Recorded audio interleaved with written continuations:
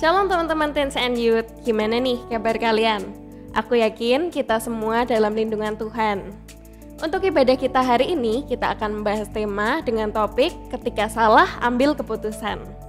Sebelum kita mulai ibadah hari ini, mari kita bersatu dalam doa. Tuhan, terima kasih Tuhan buat berkat-Mu atas penyertaan-Mu Tuhan dalam kehidupan kami. Engkau yang berkati, kiranya sekarang kami mau beribadah Tuhan, Engkau yang sertai ibadah hari ini bisa berjalan dengan lancar. Terima kasih Tuhan buat berkat-Mu, Engkau yang lawat kami satu persatu Tuhan. Hanya dalam nama Tuhan Yesus kami telah berdoa dan mengucap syukur. Haleluya, amin.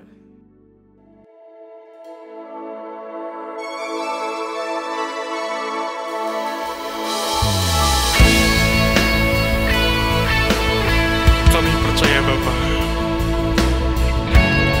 setiap langkah kami, Engkau yang menuntun kami Tuhan.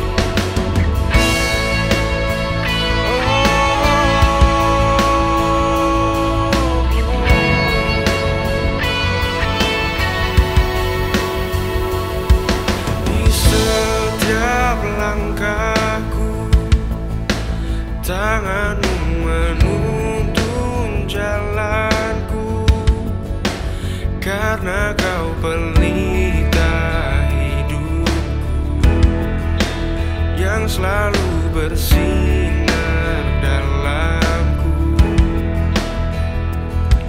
Kasih-Mu sempurna, selalu baru tiada habisnya. Apapun cerita hidupku, janji-Mu tak Kau tinggalkanku.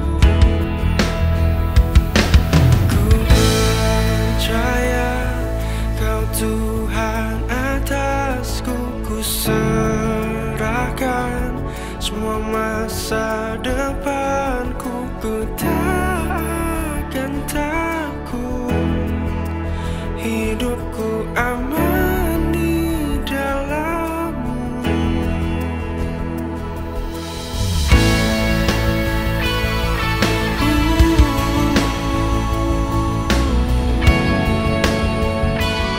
Mari sama-sama nyanyikan. Di setiap langkahku, tangan-Mu menuntun jalanku, karena Kau pelita hidupku yang selalu bersinar dalamku. Kasih-Mu sempurna, selalu baru tiada habisnya. Apapun cerita hidupku, janji-Mu tak Kau tinggalkanku. Ku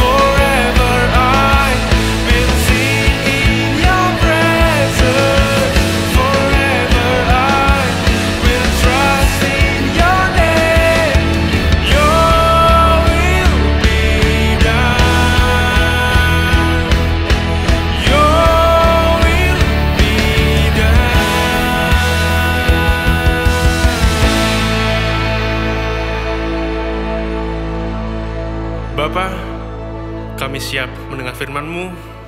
Kiranya Kau berkati hamba-Mu, urapi kami semua Tuhan. Di dalam nama-Mu kami sudah berdoa. Amin. Hai guys, dimanapun Anda berada, selamat pagi, selamat siang, sore, dan malam. Saat ini kita akan sama-sama belajar bagaimana kita harus bersikap, bagaimana kita harus belajar ketika kita itu salah mengambil keputusan di dalam kehidupan kita ini. Mengapa hal ini penting? Karena selama kita hidup di dunia ini, kita itu selalu dihadapkan dengan berbagai pilihan. Contoh dari bangun tidur, mau bangun jam berapa?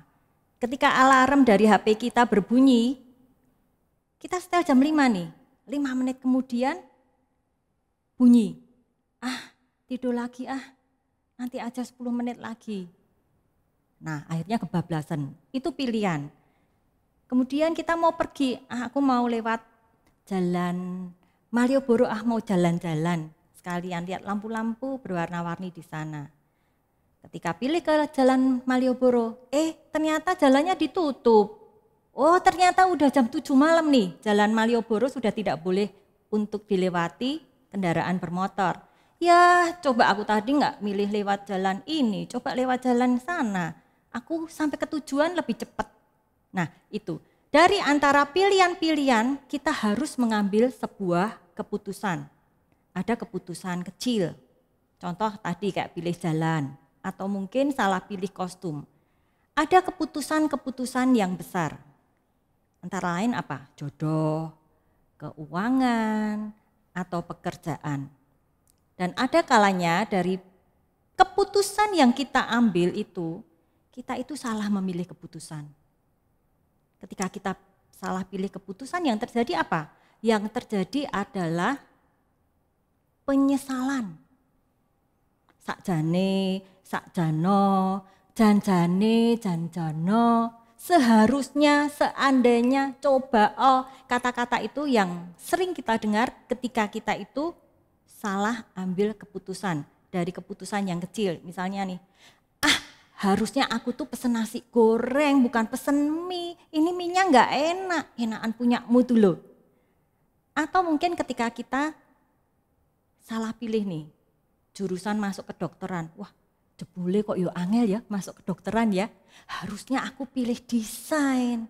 Atau mungkin ada pilihan-pilihan yang lebih gede lagi nih, seharusnya aku pilih dia jadi pacarku, nyesel aku pilih yang ini. Seandainya hari itu aku nggak datang, tidak akan terjadi masalah seperti ini. Nah itu adalah penyesalan-penyesalan. Mengapa sebuah penyesalan itu bisa terjadi? Penyesalan itu bisa terjadi karena kita itu memiliki kuasa untuk menentukan pilihan di masa yang lalu. Jadi kita punya kuasa nih, aku mau milih A atau aku mau milih B. Aku milih A, ternyata pilihan B itu lebih baik harusnya. Nah kemudian menyesal. Namun ada satu penghiburan.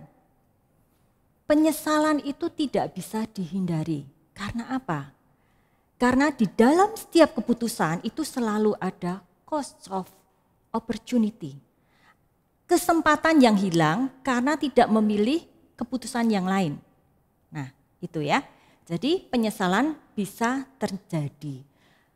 Penyesalan karena salah ambil keputusan ini bisa menjadi satu hal yang positif atau bisa juga menjadi satu hal yang negatif. Semuanya itu tergantung dari respon kita. Pelajaran-pelajaran apa sih yang bisa kita dapatkan ketika kita itu salah ambil keputusan? Yang pertama, kesalahan itu adalah sekolah kehidupan yang mendewasakan kita. To err is human. Kesalahan itu manusia banget kok. Nggak ada orang yang itu dari lahir sampai usianya yang sekarang itu benar terus, nggak ada. Hanya Tuhan Yesus. Contohnya siapa? Di dalam Alkitab kita bisa melihat bapak orang percaya. Siapa? Abraham. Disebut bapak orang percaya loh.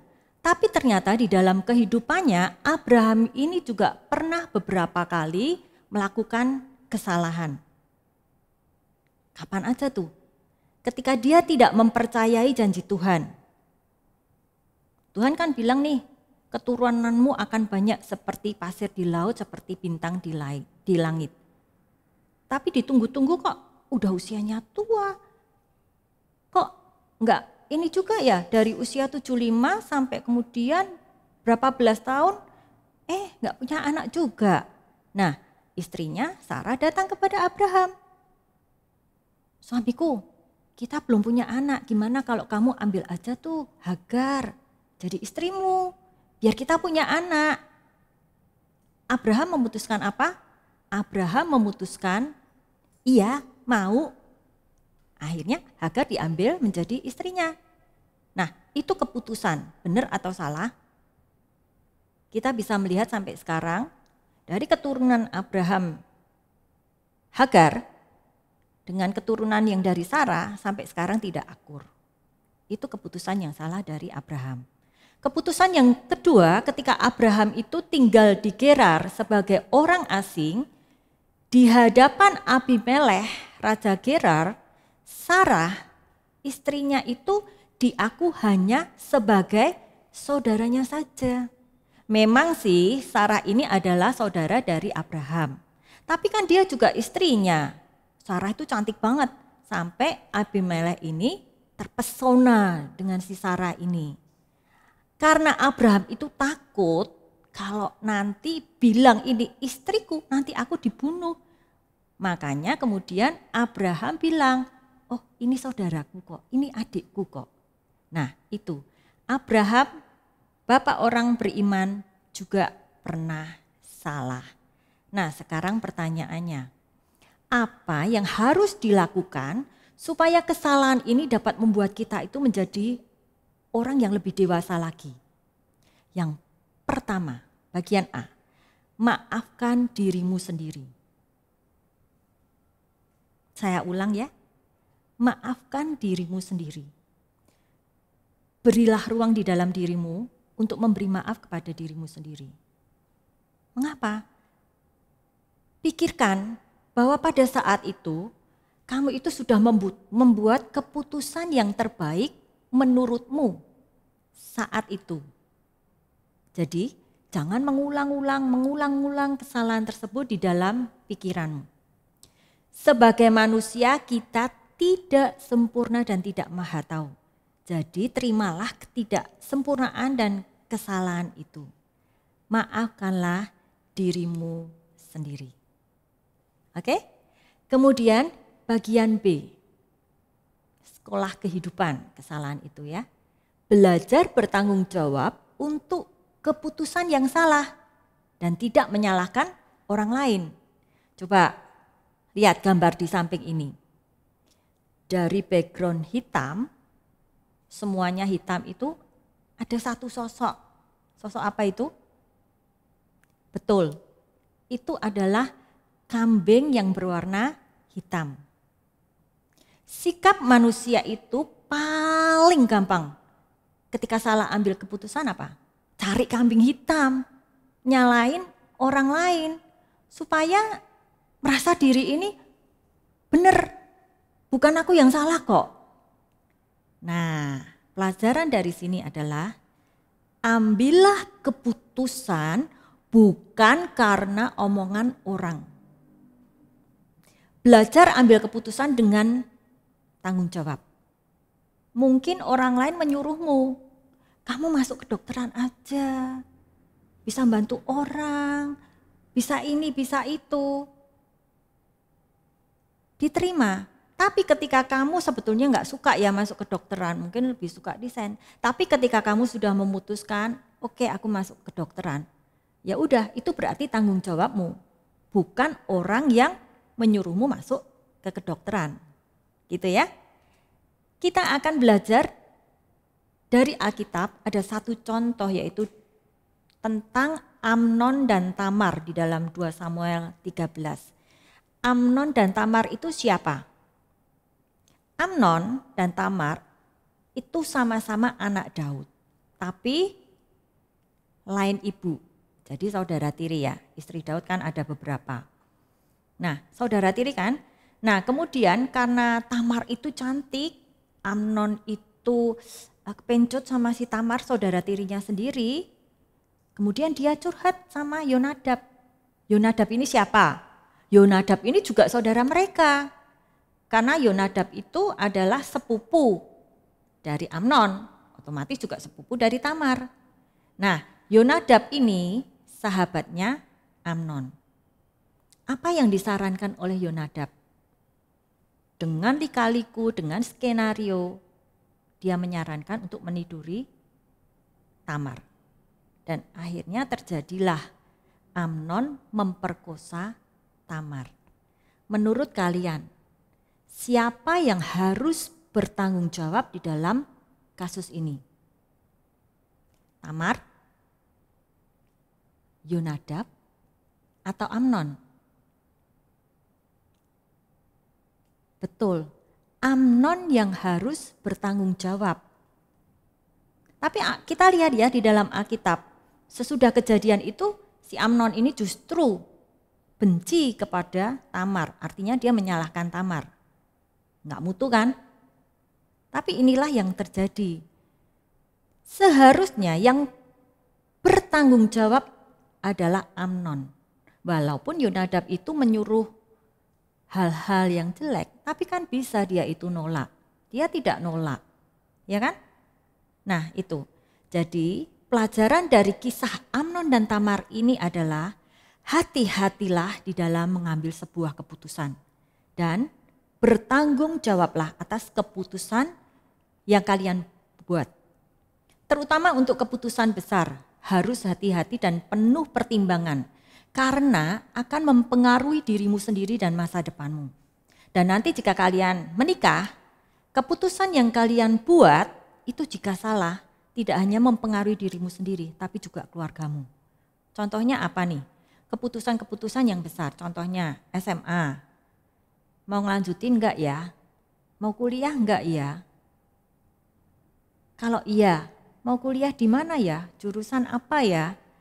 Mau ke universitas apa ya? Atau kalau enggak sekolah, aku belajar apa ya? Aku mulai bisnis sendiri apa ya? Contoh yang lain apa yang gede? Jodohmu. Itu adalah keputusan besar. Jadi harus hati-hati. Kemudian keuangan. Berapa yang disimpan, berapa yang dibelanjakan, terus mau ambil kredit apa, mau investasi apa, itu keputusan besar. Atau pekerjaan, mau bekerja apa, bekerja di mana, atau mau pindah kerja di mana. Nah, itu harus hati-hati. Mari kita belajar dari Lot. Lot hanya melihat apa yang kelihatannya bagus dan indah di depan mata, meskipun faktanya tidak demikian. Jadi kisahnya di dalam Kejadian 13, waktu itu Abraham sama Lot ini sudah sama-sama kaya ya, ternaknya banyak. Sehingga akhirnya terjadilah pertengkaran antara gembala Lot dan gembala Abraham. Rebutan tempat supaya dapat memberi makan ternak-ternak mereka. Nah kemudian Abraham bilang, Lot gak bagus nih kalau karyawan kita itu bertengkar terus. Yuk sekarang kamu duluan deh yang milih, kamu mau milih di daerah mana untuk tinggal, nanti aku sisanya. Nah ketika Lot melihat lembah Yordan, Lot itu melihat, wah lembah Yordan itu bagus banget, lembah Yordan itu subur, banyak air, itu lokasi yang bagus buat ternak-ternakku. Akhirnya Lot pilih di lembah Yordan itu dan dia tinggal di Sodom. Ternyata di dalam Kejadian 19 kita lihat ternyata Sodom itu sangat jahat dan berdosa terhadap Tuhan. Tuhan menghukum Sodom dan Gomora. Akhirnya apa? Akhirnya Lot kehilangan istrinya dan semua harta bendanya. Itu terjadi karena apa? Karena Lot hanya melihat apa yang nampak di depan mata, tidak menyelidikinya. Apa yang harus kita lakukan? Dari Lot kita belajar bahwa selain berdoa, kita tuh perlu wawasan, kita tuh perlu pengetahuan, kita perlu pertimbangan dari orang-orang yang bisa dipercaya sebelum memutuskan sesuatu. Contoh, kuliah mau di jurusan apa ya? Misalnya mau di jurusan desain nih. Browsinglah fakultasnya apa aja, kemudian pelajarannya apa aja yang dipelajari di sana. Terus nanti jenis pekerjaannya apa ya sesudah lulus ya. Nah, kira-kira cocok atau seneng atau enggak. Nah, kemudian kalau sudah seneng, kuliah di kampus tersebut biayanya berapa? Terjangkau atau tidak? Kalau tidak terjangkau, ada beasiswa atau tidak? Bisa enggak aku bisa memperoleh beasiswa itu? Nah, semuanya itu harus kita pelajari lebih dahulu. Kalau oke, baru kita ambil keputusan. Kemudian contoh yang lain apa? Contoh cari pacar. Untuk cari pacar, sebelum ambil keputusan, doakan. Pelajari dan selidiki lebih dahulu. Standarnya adalah firman Tuhan. Nah, gimana sih cari pacar? Cari pacar itu yang jelas ya yang fisiknya itu menarik buat diri kita kan. Kalau enggak suka ya jangan dijadiin pacar. Paling enggak fisiknya dulu udah suka, wajahnya udah suka, bodinya udah suka. Kemudian sebelum nembak atau sebelum mengiyakan, yang penting sekali adalah selidikilah imannya terlebih dahulu. Apakah seiman dengan kita atau tidak. Mengapa hal ini penting? Karena di dalam 1 Korintus 6 ayat 14 dikatakan terang gak bisa bersatu dengan gelap. Daripada nanti sesudah jadian sama kita timbul masalah karena perbedaan kepercayaan, itu bikin pusing kamu. Belum lagi nanti kalau ada masalah, kita tidak bisa berdoa bersama-sama. Berdoa sendiri-sendiri. Kita tidak bisa beribadah bersama-sama sekeluarga. Nanti kalau punya anak, bisa-bisa rebutan. Ikut kepercayaan mama aja, ikut kepercayaan papa aja, kan repot. Jadi selidikilah imannya. Pilihlah yang seiman dengan kita supaya kita itu tidak pusing. Memikirkan hal-hal yang seharusnya tidak perlu kalau kita memilih orang yang seiman dengan kita. Kemudian setelah tahu imannya, cek kerohaniannya seperti apa. Pelajari karakternya bagaimana, latar belakangnya. Kalian bisa mempelajarinya lewat media sosial kan? Dari media sosial itu kita bisa tahu yang diposting orang itu apa, kira-kira karakternya seperti apapun kita bisa membaca dari situ. Mungkin dia punya teman yang teman kita juga, cek temannya. Pokoknya penting banget untuk mengecek ini. Nah, saya kasih tahu ya, tips untuk tahu bagaimana karakter seseorang. Gini caranya. Karakter asli seseorang itu akan kelihatan kalau orang itu marah atau berada di dalam kondisi yang tertekan. Marahnya seperti apa, bagaimana. Nah, kalau sudah tahu karakter asli itu, kamu tinggal pikirkan, bisa enggak ya aku seumur hidup dengan orang yang karakternya seperti itu.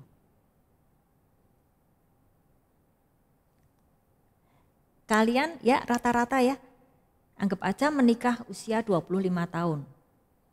Umur manusia itu 70 sampai 80 tahun, anggap aja 80 tahun. Berarti masa bujang kalian 25 tahun dibandingkan hidup dengan pasangan kita, kalau 80 tahun berarti 55 tahun. Lebih banyak kan kita hidup dengan pasangan kita. Karena itu kita harus hati-hati di dalam mengambil sebuah keputusan. Oke ya. Kemudian bagian C, jadikan pengalaman itu sebagai pelajaran. Ada pepatah yang mengatakan pengalaman itu adalah guru yang terbaik. Belajarlah dari masa lalu kalian. Pikirkan masa depan kalian. Nah, dari kesalahan kita itu bisa menjadi pembelajaran bila terjadi hal-hal yang mirip yang muncul di masa yang akan datang. Jangan sampai salah yang kedua kalinya. Oke? Kemudian, karena kita itu sudah pernah salah, itu akan meningkatkan kemampuan kita di dalam mengambil keputusan dan menghindarkan kita dari keputusan yang salah di masa yang akan datang. Kesalahan kita juga bisa menghindarkan kita dari kesalahan yang lebih besar. Ketika kita salah ambil keputusan, itu akan menolong kita untuk fokus pada prioritas. Kita susun lagi prioritas-prioritas kita. Mana yang lebih penting, naikkan. Mana yang kurang penting, bawa turun atau singkirkan. Itu. Kemudian ketika kita salah ambil keputusan, itu juga membuat kita untuk memikirkan ulang tentang nilai-nilai kehidupan dan arah hidup kita. Yang kedua, respon kita terhadap kesalahan itu akan menentukan masa depanmu. Kamu mau tetap tinggal berlarut-larut di dalam penyesalan, nggak bisa move on, atau mengakui kesalahan, kemudian bangkit dan mencari solusi dengan Tuhan. Ada contoh yang bagus di dalam Alkitab tentang respon yang salah dan respon yang benar. Contoh respon yang salah di dalam Alkitab adalah Yudas Iskariot.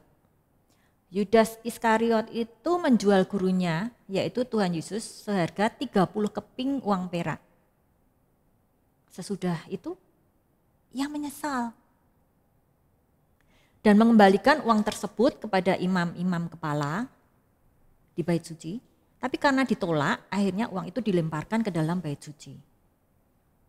Menyesal. Tapi responnya kemudian adalah ia itu tidak bertobat, tapi ambil jalan pintas, yaitu gantung diri. Ini adalah respon yang salah. Kemudian contoh respon yang benar di dalam Alkitab itu adalah Petrus. Ini sama-sama pernah ambil keputusan yang salah. Dia menyangkal Tuhan Yesus 3 kali sebelum ayam jantan berkokok. Nah, Petrus ini sama dengan Yudas, sama-sama menyesal. Tapi yang membedakan adalah Petrus ini bertobat. Dia tetap setia mengiring Tuhan. Dan ini adalah respon yang benar. Kita lihat ternyata Tuhan Yesus itu tetap mengasihi Petrus dan bahkan meminta Petrus untuk menggembalakan umatnya. Di dalam Yohanes 21 ayat 15 sampai 19. Dan kalau kita baca di Alkitab, Petrus dipakai Tuhan dengan luar biasa. Sekali berkhotbah, berapa orang yang bertobat? 3.000. Wah, bukan main loh itu jumlah yang sangat banyak itu. 3.000 orang bertobat dan dibaptis. Ini adalah akibat respon yang benar. Jadi ketika kalian salah mengambil keputusan, ambillah respon yang benar seperti Petrus ini. Amin. Sekarang poin yang ketiga. Poin yang ketiga, percaya bahwa Tuhan itu mampu mengubah kesalahan kita menjadi batu pijakan. Ayat yang harus kalian pegang menjadi ayat hafalan saat ini adalah Roma 8 ayat 28. Allah turut bekerja dalam segala sesuatu untuk mendatangkan kebaikan bagi mereka yang mengasihi Dia. Kalian baca di rumah bersama-sama saya ya. Roma 8 ayat 28. Allah turut bekerja di dalam segala sesuatu untuk mendatangkan kebaikan bagi orang-orang yang mengasihi Dia. Tuhan bisa memakai segala perkara termasuk kesalahan yang kita ambil saat mengambil keputusan untuk mendatangkan kebaikan bagi kita. Tapi ada syaratnya. Apa syaratnya? Syaratnya adalah kita harus mengasihi Tuhan. Itu syaratnya ya. Kita harus mengasihi Tuhan. Dan sesudah itu biarkan Tuhan itu bekerja sesuai dengan kedaulatannya untuk kita. Satu hal lagi yang kalian perlu ketahui. Apa itu? Terkadang apa yang menurut kita salah itu belum tentu salah loh di depan Tuhan. Nah, saya mau ambil kisah nyata nih dari kakak kalian. Namanya Koleri. Nah, Koleri ini waktu sekolah S1 merasa salah pilih jurusan. S1 Koleri itu ada di Universitas Sadar, bukan pingsan ya. Sadar itu adalah Sanata Dharma, sebuah universitas yang cukup terkenal di Yogyakarta. Masuklah Pak Leri ini di PBI. PBI itu apa? PBI itu adalah pendidikan bahasa Inggris, pendidikan guru, ngajar ya. Nah, kemudian Koleri merasa, wah aku nih salah ambil jurusan ini. Masa aku yang laki-laki ini ambil bahasa? Waktu itu sekelas itu banyak perempuannya, laki-lakinya sedikit. Nah, Koleri berpikir, wah aku salah nih ambil bahasa, harusnya laki-laki itu ambilnya teknik, kan keren tuh. Ya, tapi masuk bahasa. Suka enggak? Enggak suka. Tapi Koleri itu terus tekun untuk melanjutkan pendidikannya di pendidikan bahasa Inggris tersebut. Apa yang dipelajari di situ? Harus baca banyak karya sastra, kemudian harus bikin banyak paper, harus ngajar di depan teman-temannya, praktek. Waktu praktek juga ngajar di sebuah SD. Nah, tekun sampai selesai dan akhirnya berhasil lulus dengan baik di sekolah yang dengan jurusan yang dipikir itu salah jurusan. Kemudian lanjut ke S2 Teologia. Tapi Koleri ini masih mau lari-lari nih dari panggilannya. Waktu itu Tuhan sudah panggil nih supaya jadi hamba Tuhan. Masih lari-lari. Nah, sampai suatu ketika masih kuliah S2, diterimalah di sebuah bank di Jakarta. Tapi sebelum masuk, sakit, balik ke Jogja. Nah, waktu sakit di rumah sakit, mondok, Tuhan berbicara dengan suara yang bisa didengar oleh Koleri. Leri, kamu mau lari kemana lagi? Nah, akhirnya saat itu Koleri ini menyerahkan hidupnya untuk Tuhan. Satu hal yang diminta apa? Perlengkapilah aku.